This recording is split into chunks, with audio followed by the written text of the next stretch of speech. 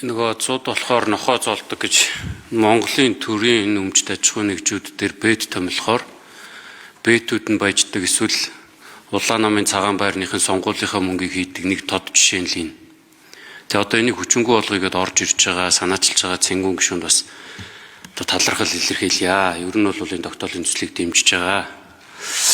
Тэр нь Эрдэнэт үйлдвэр Эрдэнэс 5-7 Монроос гэдэг нь Монголын тухайн үеийн Монголыг чирж явдаг байсан тоотой эдэн компаниуд дээр бэд томилогдоод ямар үр дүнд хүрсэн талаар бас нэг тайлбар мэдээлэл байвал нэг товчхон өгөөтөрөө гэж байгаа. За ер нь бол төрд ямар нэгэн байдлаар бизнес эрхлээд иж болохгүй, дуртай үедээ очиж хулгай хийдгээ гэдгийг одоо сонгодог жишээ энэ бэтээр илэрхийлэгдэж гарч байгаа. Үе үед гарч исэн.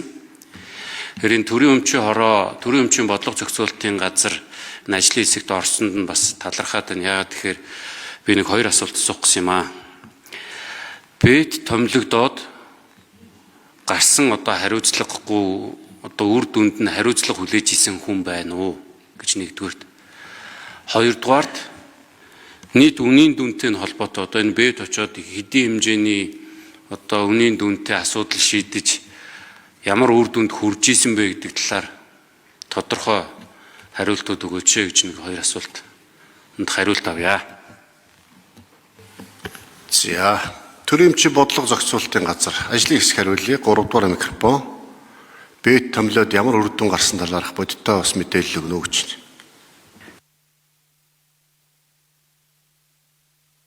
Энэ шууд асуулт. За, гишүүний асуултанд хариулъя. Төрийн өмчийн бодлого зохицуулалтын газрын төрийн өмчийн хөтөлбөр зохицуулалтын хэлтсийн дарга Баяр Эрдэнэ.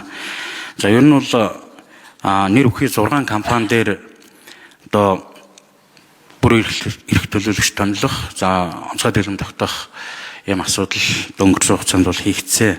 Тэгээд тухайлбал Эрдэнэт одоо Монгол Рос Цэвтмэт ХХК төрийн өмчт үйлдвэрийн газрын зохион байгуулалтанд оруулаад за тухайн үед бол одоо засгийн газрын 2019 оны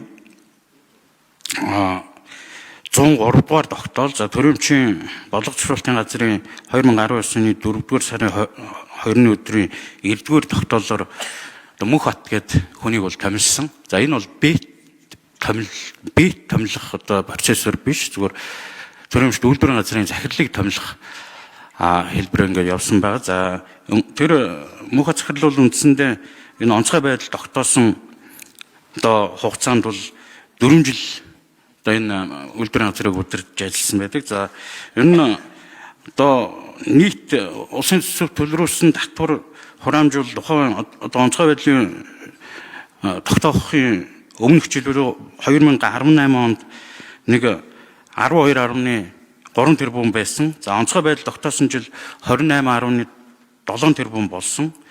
За онцгой байдал тодорхой хугацаанд үргэлжилсэн буюу 2020 онд бол 38 тэрбум төгрөгийг одоо улс орон нутгийн төсөвт төвлөрүүлж байсан байдаг. За онцгой байдлын дараах жил 2021 онд бол 92.2 тэрбум төгрөгийг төвлөрүүлсэн байдаг. Тэгэхээр энэ бас нэлээдгүй юм үр дүн гарсан гэж үзэж болохоор байгаа. За ер нь төрийн өмчт үйлдвэрийн газар энэ зохион байгуулалтанд орсноор бол жишээ нь Монгол Рос Цэвтмэт дээр төлөөлөл өдөрт зөвлөлийн бүтцгүй. За гүйцэтгэх удирдлагын баг үйл ажиллагаа хэрэгжүүлээд явж байсан. За одоо яг очоод бол ажлын хариуцлага тооцсон байдлаар бол хүмүүс чөлөөлж бариагүй бүтцийн өөрчлөлтөд тодорхой хүмүүс чөлөөлөгдсөн асуудал байгаа. За Эрдэнэт үйлдвэр мөн адил.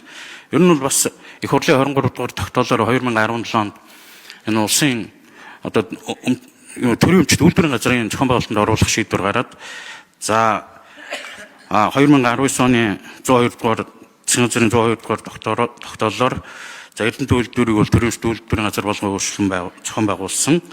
За ингээд энэ онцгой байдал тогтоосон шийдвэр үндсэндээ засгийн газрын 2019 оны 91-р тогтоолоор хэрэгжээд 2019 оны 3 сарын 6-наас 2019 оны 9 сарын 6 хүртэл явсан. За энэ үед бол бас тус үйлдвэрийн газрын захирлаар засгийн газраар баталсан дүрмийнхэн дагуу Бадам сүрэн гээд захирлыг томилоод ингээд